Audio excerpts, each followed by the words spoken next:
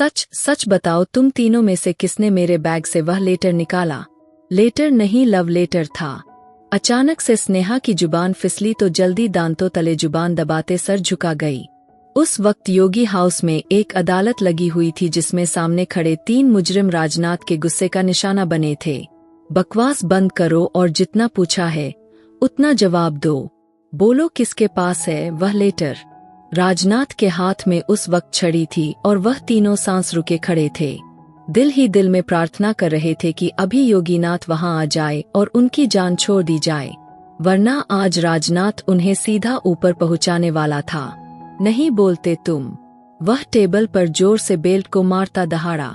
गौरी की आंखों से आंसू लड़कियों की तरह बहने लगे थे। मैंने नहीं निकाला था, मुझे स्नेहा दीदी ने कहा था कि निकाल कर ले आओ। जो 17 साल की स्नेहा ने 16 साल की गौरी की तरफ खूंखार निगाहों से देखा, जबकि 15 साल का आलोक भी आंखों ही आंखों में राजनाथ को स्नेहा की तरफ इशारा करके उसकी पोल खोल रहा था। अभी वह खत उसी के पास है।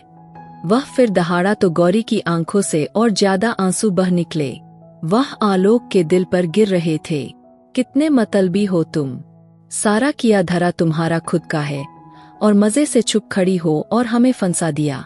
आलोक स्नेहा को गुस्से से घूर रहा था। वह दांत कपकपाती उसे देखने लगी।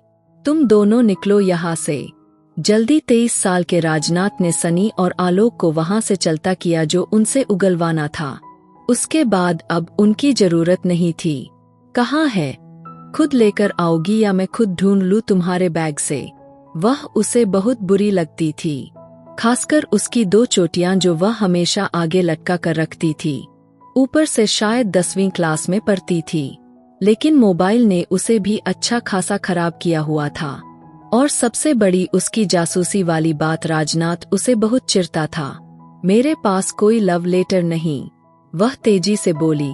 तुम्हारा लव लेटर तो मैं अभी निकालता हूँ। उसका बैग उससे लेता उसकी सारी किताबें बाहर निकालकर टेबल पर फेंकने लगा। स्नेहा उसका मुंह देखते रह गई।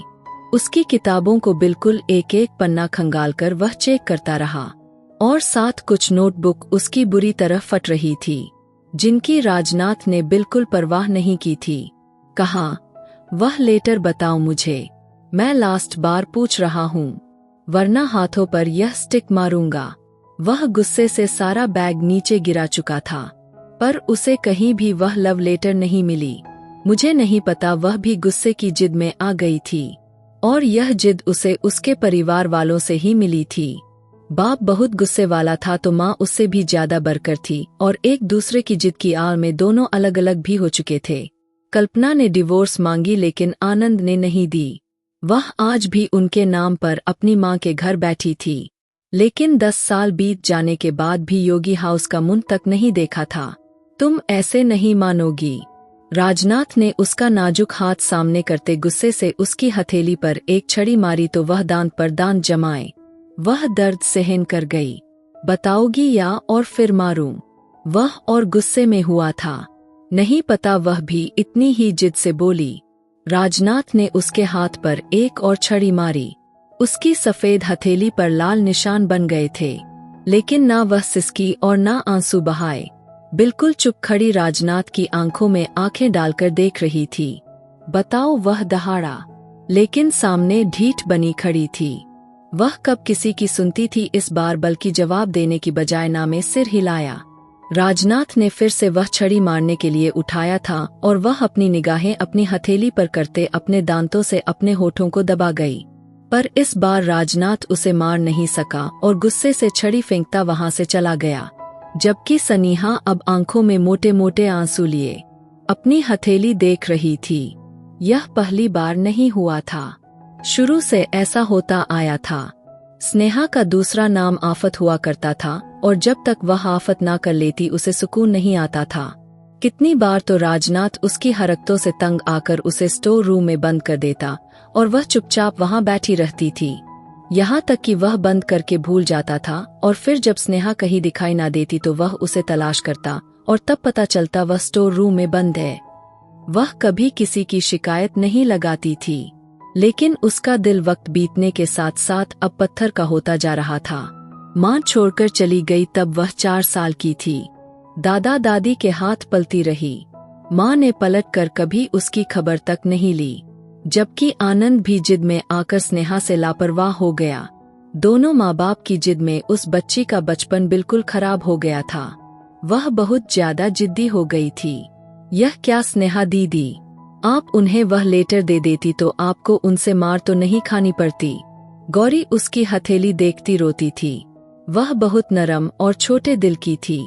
कोई जरा सा डर आता तो वह रो देती थी। किसी की जरा सी तकलीफ देखती, फिर चाहे वह परिंदा ही क्यों ना हो नहीं रह सकती थी। आंसू हर वक्त उसकी आंखों से बहने को तैयार बैठे रहते थे। अभी वह स्नेहा से किताब मांगने आई थी कि उसने राजनाथ के डर से वह सब बोल दिया। जब स्नेहा का हाथ देखा तो फिर वहीं बैठकर रो दी। वह लेटर इसलिए नहीं देना चाहती थी जिस लड़की ने राजनाथ को देने के लिए कहा था। स्नेहा उसे जरा भी पसंद नहीं करती थी और स्नेहा यह नहीं चाहती थी वह इस घर की बहू बने। उस लड़की से उसका 36 का आंकड़ा था। वह लड़की इसी के स्कूल में पढ़ती थी। राजनाथ को वह लड़की रास्ते में मिली थी और उसने उसे वह खत के बारे में बताया था। तभी राजनाथ इतना भड़का हुआ था। वह यह नहीं चाहता था कि ऐसी वैसी कोई चीज इस घर की लड़कियों को खराब करे। वह खत लेकर फाड़ देना चाहता था, इसलिए वह स्नेहा पर इतना गुस्सा कर गया था। से नहीं है ही क्या वह जो बाज आती, वैसे तो वह राजनाथ से बहुत चिढ़ती थी। राजनाथ हैरान हुआ था तो वह बहुत मुस्कुराई थी। प्यार से मांगते तो जान भी दे देती, जिससे मांग रहे थे तो मर भी जाती, कभी ना देती। वह आंखों में जुनून लिए बोलती गौरी को डरा गई थी। आपको दवा लगा दूं स्नेहा दीदी, गौरी ने उससे डरते हुए पूछा, पर वह चुपचाप रही। माँ बाप से वह लड़की नफरत करती थी, बहुत ज्यादा नफरत। अब उस लिस्ट में राजनाथ और योगीनाथ का भी हिस्सा हो गया था। वक्त बीतता जा रहा था, सबके बीच वही नोक झोंक चलती रही। 24 साल का था राजनाथ जब आनंद के पास विदेश चला गया और वहीं अपनी पूरी पढ़ाई की। स्नेहा को इस बात से बहुत गुस्सा आया था। आनंदनाथ के पिता योगीनाथ थे। आनंदनाथ स्नेहा के पिता थे, लेकिन कितने साल से वह बाहर थे। मजाल था कभी स्नेहा को बाहर बुलाया हो, लेकिन राजनाथ को बुला लिया। उन दिनों स्नेहा ने खाना पीना छोड़ दिया था।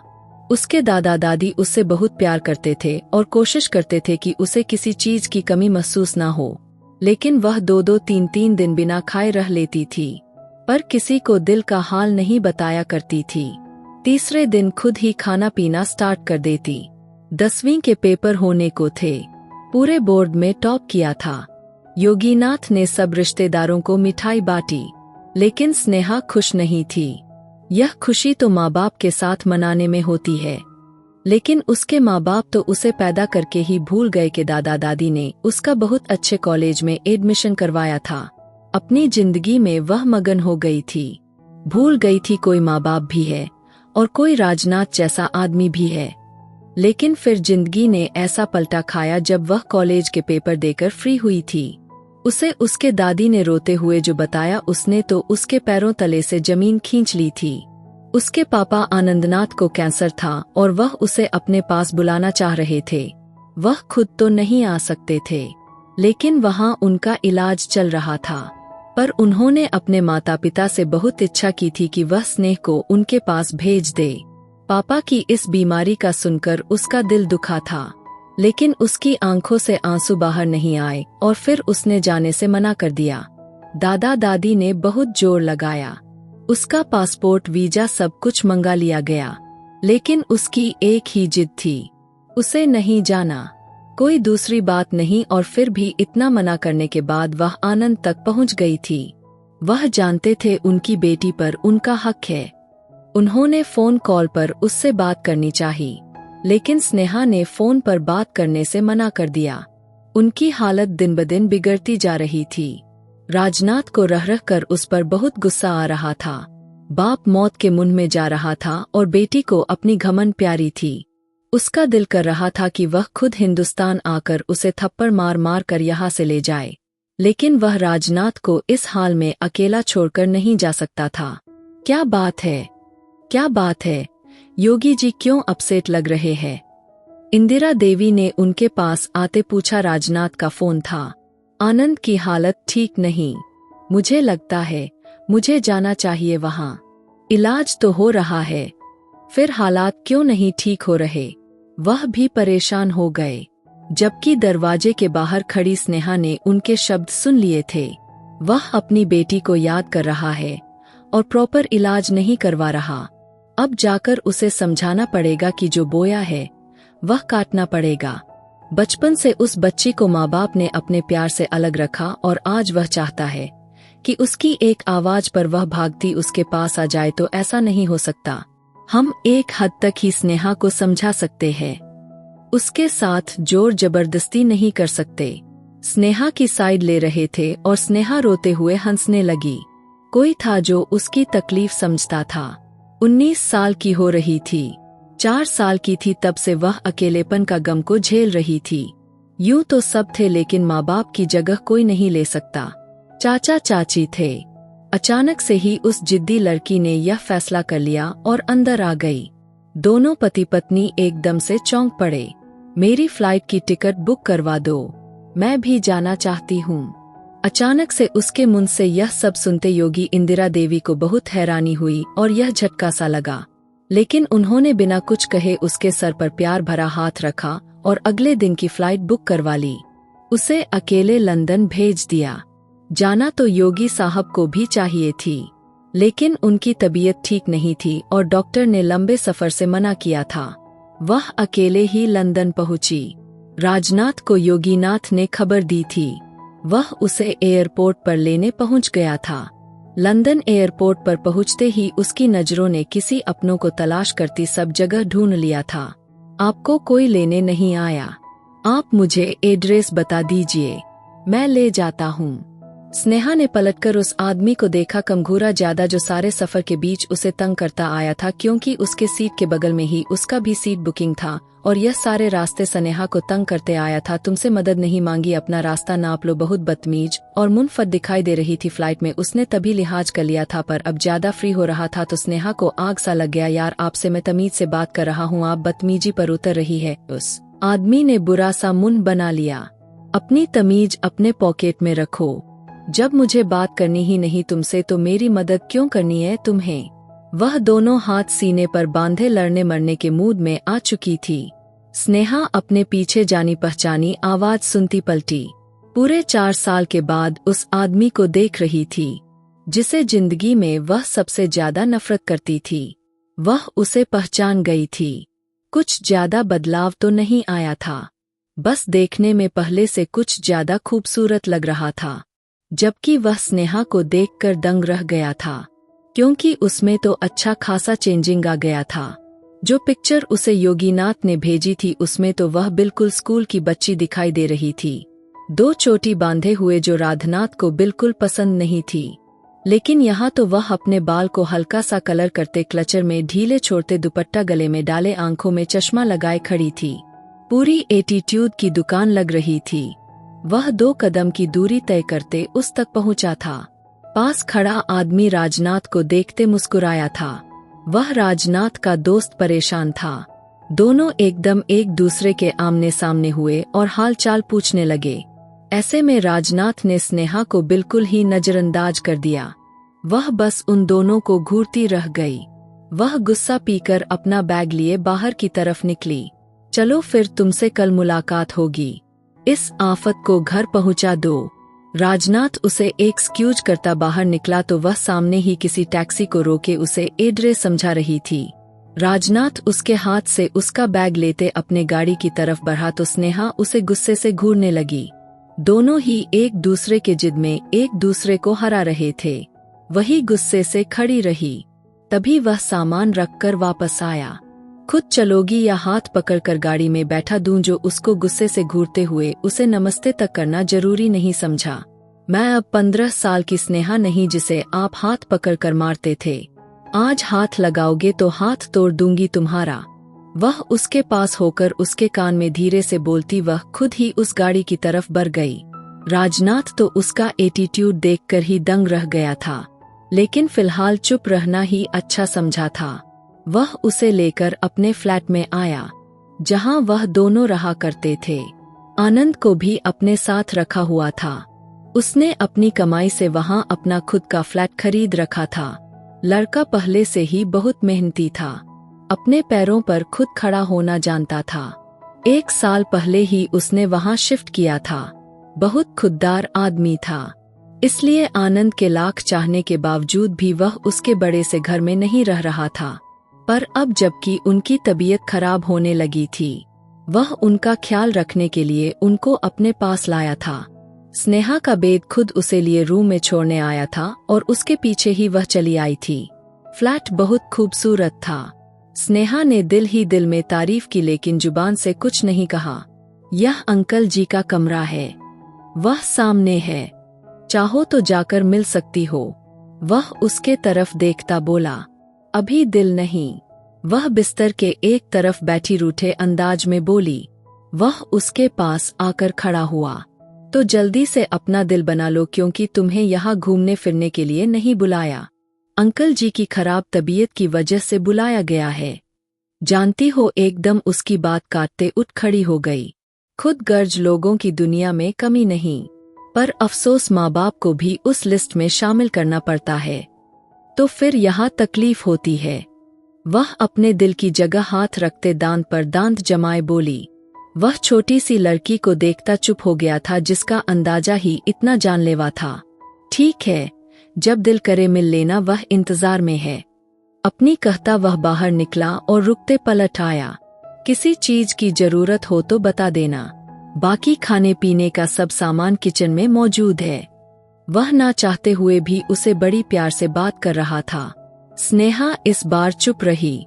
वह जा चुका था, जबकि स्नेहा की आंखों में ना चाहते हुए भी आंसू बह निकले थे। उसके दिल में न जाने क्यों पिता के लिए तड़प उठती थी। वह तड़प जो कितने दिन से दिल में दबाकर बैठी हुई थी। उसके जाते ही उसके कदम उस कमरे की तरफ उठे थे, आंखों में आंसू थे। वह धीरे से दरवाजा खोलती अंदर दाखिल हुई तो सामने बिस्तर पर सोए हुए पिता दिखाई दिए। स्नेहा पूरे जिस्म से कांप कर रह गई। वह उसके पापा नहीं थे। उनके गाल पिचके हुए थे, आंखों के नीचे काले निशान पड़े थे, चेहरे की चमक उड़ गई थी। वह करीब हड्डियों का ढांचा बचे थे। उन्हें देख जोर जोर से रोते हुए पीछे हुई, दीवार के साथ जा लगी। नहीं, यह मेरे पापा नहीं है। उसने हमेशा पिता को एक हैंडसम और रोबदार आदमी देखा था। उनकी पर्सनालिटी बहुत जानलेवा था और स्नेहा को बहुत पसंद थी। चुप चुप कर पिता को निहारा करती थी, और जब वह लंदन आ गए तो योगीनाथ के मोबाइल से पिता की तस्वीर निकालकर अपने मोबाइल में सेंड कर लिया करती थी। फिर अपने रूम में बैठकर उनको देखा करती थी। यह राज आज तक किसी को मालूम न होने दिया, क्योंकि स्नेहा को अपने राज रखने आते थे। अचानक उसकी रोने की आवाज सुनता राजनाथ अंदर दाखिल हुआ। वह उसकी तरफ बढ़ा, जो अब ऊंची आवाज में रोना शुरू हुई थी। वह उसे लिए कमरे से बाहर निकला। वह नहीं चाहता था स्नेहा आनंदनाथ के सामने रोए। यह मेरे पापा नहीं, यह मेरे पापा नहीं, वह अजीब अंदाज में बोली थी। राजनाथ को वह अपने आपे में नहीं लग रही थी। पहली बार जो भी उनकी हालत देखता वह ऐसा ही बोलता था। फिर उसने भी तो अचानक ही देखा था। उसका इस तरह का एक्ट करना कोई अलग बात नहीं थी। नेहा, इधर देखो, संभालो खुद को। वह उसे सहारा देता एकदम बौखला गया था। उसके हाथ नहीं आ रही थी। बार बार उसे खुद को छुड़ाकर आनंद के कमरे की तरफ लपक रही थी। मुझे मेरे पापा लाकर दे दो, यह मेरे पापा नहीं हो सकते। वह बच्चों की तरह रो। राजनाथ का कॉलर पकड़ गई। उस वक्त वह अपने होश हवास में नहीं लग रही थी, इसलिए राजनाथ ने उसकी उस गलती को नजरअंदाज कर दिया, वरना अच्छा खासा सबक सिखा सकता था। वह उसके दोनों हाथ थामे टीवी हॉल में लाते उसे बिठाया और उसके दोनों हाथ को थामे इसे देखता रहा। स्नेहा वह लग ही नहीं रही थी जिसे अभी कुछ देर पहले मुलाकात हुई थी। यह तो कोई और छोटी सी बच्ची लग रही थी। मेरे पापा को क्या हुआ? वह आंसू बहाते उससे पूछ रही थी। जो उस वक्त उनकी हालत है वह बहुत नाजुक है स्नेहा, लेकिन अच्छा हो सकता है अगर अपना प्रॉपर इलाज करवाएंगे तो। अब की बार वह धीरे से बोला, वह तो आपको अपना बेटा मानते हैं ना, फिर क्यों नहीं इलाज करवा रहे आप उनका? वह अपने आंसू पोंछती बोली। राजनाथ ने गहरी सांस ली। वह तुम्हारा इंतजार कर रहे थे और तुम्हारे साथ एक और हस्ती का जो शायद तुमसे भी ज्यादा जिद्दी है। वह पीछे होता गहरा सांस भर गया। वह जिसकी बात कर रहा था, स्नेहा ने उसे सवालिया नजरों से देखा, लेकिन अगले ही पल उसे समझ आ गई। उसके दिल में माँ के लिए नफरत और ज्यादा बढ़ गई। वह पापा से मिलेगी। अपने आंसू पोंछती बोली, हाँ, लेकिन उनके सामने रोना नहीं, उन्हें हौसला देना है। इस हालत में उन्हें ज्यादा सपोर्ट की जरूरत है। नेहा, उनके दिमाग का एक हिस्सा काफी कमजोर हो चुका है। शायद तुम्हें पहचान ना पाए, लेकिन तुमने उन्हें रोकर नहीं दिखाना, उसे समझा रहा था। फिर से आंसू बहाने लगी। सनीहा पत्थर दिल थी, लेकिन उस वक्त वह कोई और ही स्नेहा लग रही थी। कैंसर सुना था, लेकिन जब आज अपने किसी को उस कैंसर में देखा तो पता चला यह बीमारी कितनी जानलेवा होती है। वह बाप के पास बैठी उनसे बातें करने लगी। उनका हाथ थामे अपने होठों से लगाए आंसू सब्र से पीने लगी। उसने अपने पिता के माथे पर होठ रखे सरना में हिलाती, दूर हुए, दूर रहो मुझसे स्नेहा बेटा, तुम्हें भी एलर्जी हो जाएगी। ना जाने वह यह सब कैसे बोल गए। पापा, आपको ठीक होना है, मेरे लिए खुद गर्ज जिद्दी स्नेहा तो कहीं थी ही नहीं। उसके बाद आनंद साहब के दिल पर जा लगे। वह इतने साल में पहली बार मुस्कुराए और फिर उनका इलाज शुरू हुआ, क्योंकि अब वह जीना चाहते थे। राजनाथ ने दिन रात एक कर दिया। उनके सारे टेस्ट एक बार फिर से होने लगे। कीमोथेरेपी हुई। अब कुछ हद तक अच्छे दिखने की कोशिश करते। उन्हें अस्पताल में एडमिट करना पड़ा। राजनाथ पानी की तरह पैसा बहा रहा था, बस उसे अपने अंकल को वापस चाहिए था। उनके तरफ से कुछ हद तक तसल्ली में हो गया था, लेकिन अचानक उनकी नई फरमाइश पर राजनाथ स्नेहा भी बुरी तरह से अपसेट हुई थी। उनकी इच्छा थी कि राजनाथ और स्नेहा की शादी हो जाए। स्नेहा किसी हालत में राजनाथ को अपना लाइफ पार्टनर नहीं देखना चाहती थी, तो दूसरी तरफ राजनाथ का भी यही हाल था। पर आनंद साहब की हालत को नजर में रखते हुए दोनों को यह करना ही पड़ा था और शादी हो गई हिंदुस्तान से। योगीनाथ और इंदिरा देवी, बाकी घर वालों ने वीडियो कॉल पर ही उसकी शादी अटेंड की थी। योगीनाथ ने उन दोनों को बहुत बधाई दी, जबकि यह वही जानते थे यह फैसला कितना सही होने वाला है। वह दोनों एक दूसरे की शक्ल भी बहुत मुश्किल से देखना पसंद करते थे और अब कहाँ सारी जिंदगी देखने वाले थे। पर आनंदनाथ की वजह से यह दोनों चुप थे। यह शादी कर गए थे क्योंकि उन्होंने अपने इलाज की शर्त यही रखी थी। वे दोनों अभी घर पहुँचे थे और बहुत ज्यादा थकान का शिकार हो गए थे। सोफे पर बैठे दोनों ही अपनी अपनी आंखें मूंद ली। दोनों में से कोई भी इस रिश्ते को एक्सेप्ट नहीं कर पा रहा था, पर फिर भी वह शादी जैसे मजबूत रिश्ते में बंध गए थे। कुछ खाना हुआ तो किचन में सब है, मैं सोने जा रहा हूँ। वह अपनी गाड़ी की चाबी और मोबाइल उठाता कमरे से बाहर चला गया। स्नेहा ने ध्यान देना जरूरी नहीं समझा। वह खुद इतना थक गई थी कि उसे खाने का क्या होश होना था। वहीं सोफे पर सर रखे आंखें मूंद गई। उसे न जाने कितनी देर हुई थी सोए कि अचानक जोरदार बिजली कड़की।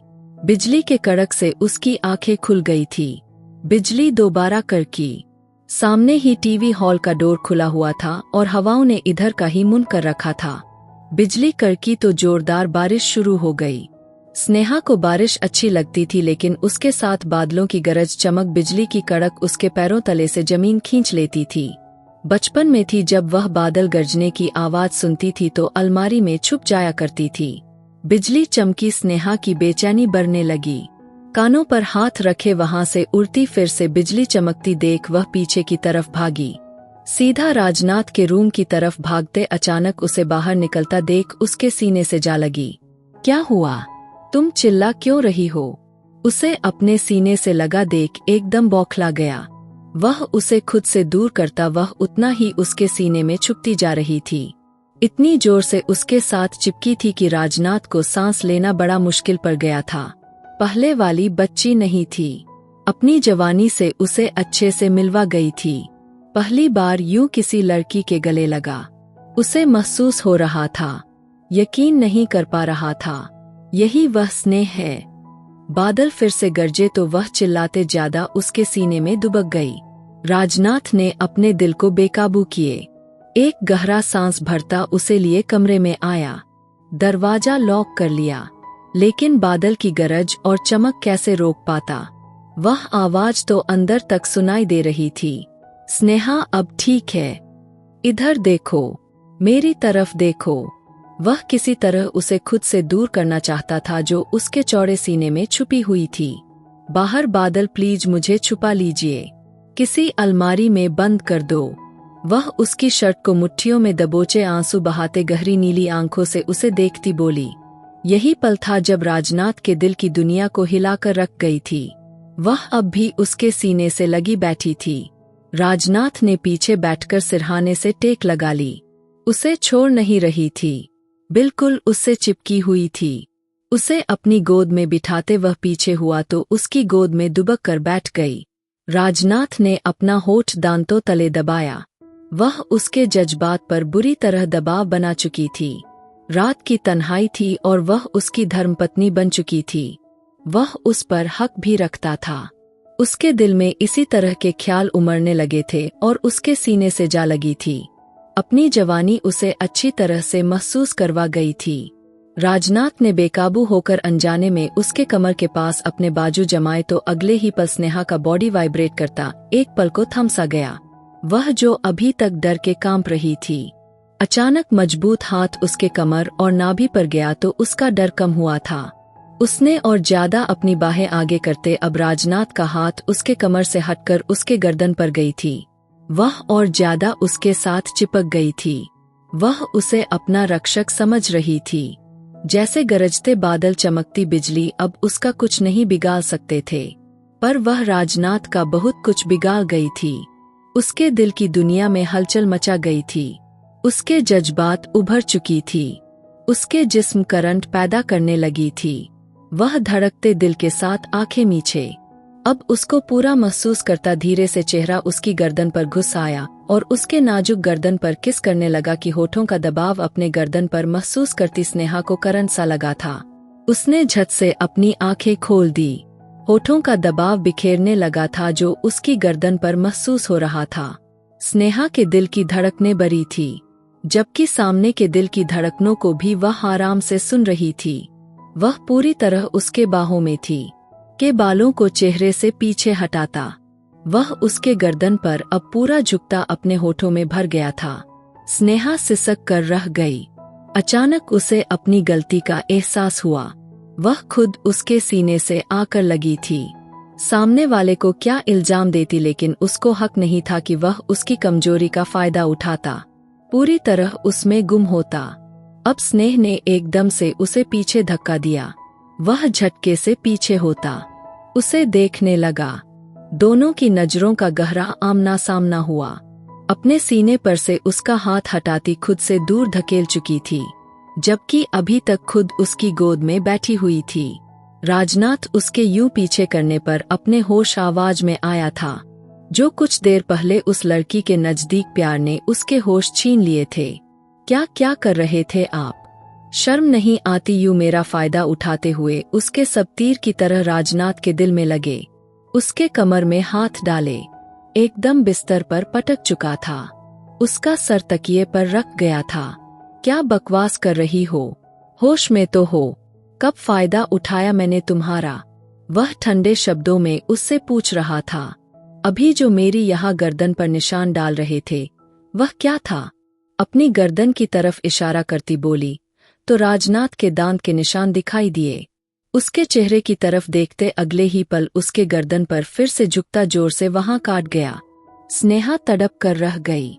उसे पीछे हटाना चाहा, लेकिन उसके गर्दन के साथ जोक की तरह चिपक गया था। राजनाथ प्लीज रुक जाइए, मुझे बहुत दर्द हो रहा है, वह धीमा धीमा चिल्लाई। उसके दोनों हाथ पकड़ते तकिए के ऊपर एक साथ दबा गया, लेकिन अपना चेहरा उसकी गर्दन से नहीं हटाया। स्नेहा की आंखों से आंसू टूटकर तकिए में गिर रहे थे। उसे अपनी बेबसी पर रोना आ रहा था। वह कैसे उसका फायदा उठा सकता था, यूं उसके नजदीक आ सकता था। वह उसे अपने आप को छुड़वाते देखा तो खुद ही पीछे हुआ था। इसे कहते हैं फायदा उठाना। जो कुछ देर पहले तुम मेरे साथ ऐसे चिपक कर मेरे जज्बात के साथ खेल रही थी, वह उसके चेहरे के पास चेहरा करके धीमे अंदाज में दहाड़ा था। आज पहली बार स्नेहा को उससे डर लगा था। बचपन में जब भी वह उससे मार खाई कभी नहीं डरी, पर आज उसके इस व्यवहार से उसे डर लग गया था। वह पीछे हटा उसे खड़ा कर गया। वह बड़ी मुश्किल से अपने पैरों पर खड़ी हुई, जबकि राजनाथ उसकी कलाई एक हाथ से थामे हुए था। गौर से देखो, यह मेरा कमरा है और यह बिस्तर भी मेरा है। तुम यहाँ चलकर आई थी, मेरे सीने से चिपकी थी। मैंने तुम्हें खुद से दूर किया, लेकिन तुम फिर भी मेरे सीने में समाती रही, पर खोलती गई। बहुत बार तुम्हें पीछे हटाया, लेकिन तुम एक बार भी नहीं हटी हो और ज्यादा मेरे सीने में छुपती गई। अपनी जवानी का एहसास मुझे दिलाने लगी। मैं भी इंसान हूँ और तुम मेरी धर्मपत्नी हो। मेरे जज्बात भी अंदर से हिचकोले मारने लगे। मैं क्या कर सकता हूँ? अब की बार वह उसके पास होता। 2 कदम की दूरी पर रुक गया। मैं भी तो जज्बात रखता हूँ ना। शादी कर चुका हूँ तुमसे। तुम मेरे करीब आओ तो ठीक, मुझे भटकाओ तो ठीक, और मैं बहक गया तो फायदा उठा रहा हूँ। वाह, यह कहाँ का इंसाफ है। अब की बार वह उसका हाथ छोड़ दिया। उसने अपने गालों पर बहते आंसू पोंछे। जाओ यहाँ से। वह अपना मुंह फेरते ठंडे शब्दों में बोला। बारिश अभी भी जोर से बरस रही थी। सुना नहीं तुमने? आउट।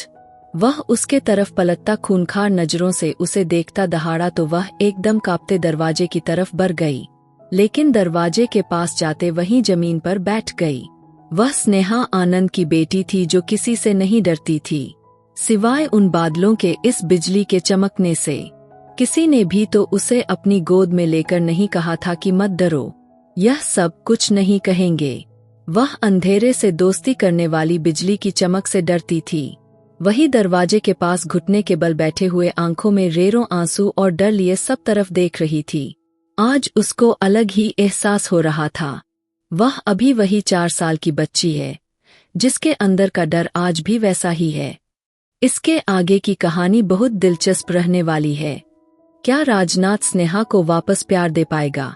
क्या स्नेहा राजनाथ को एक्सेप्ट कर पाएगी? आनंद साहब ठीक हो पाएंगे या नहीं? उनकी पत्नी कल्पना उनसे मिलने आएगी या नहीं? यह जानने के लिए आप इसका दूसरा भाग देखें, जो बहुत दिलचस्प रहने वाली है। और मेरी वीडियो जहां कहीं से भी आप लोग देखते हैं, कमेंट में अपने शहर और राज्य का नाम जरूर बताएं। मुझे आप लोगों के कमेंट पढ़ने में बहुत आनंद आता है, और उन सभी का मैं बहुत बहुत धन्यवाद करना चाहती हूं जो लोग मेरी वीडियो को देखते हैं, लाइक करते हैं और शेयर करते हैं।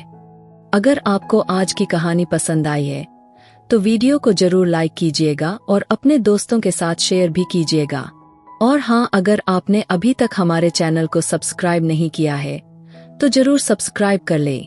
मिलते हैं हम अपनी कल की एक और नई दिलचस्प कहानी के साथ। मुझ पर सदा अपना प्यार और स्नेह बनाए रखें। सभी को मेरा प्यार भरा नमस्कार दोस्तों। खुश रहें, स्वस्थ रहें, मस्त रहें।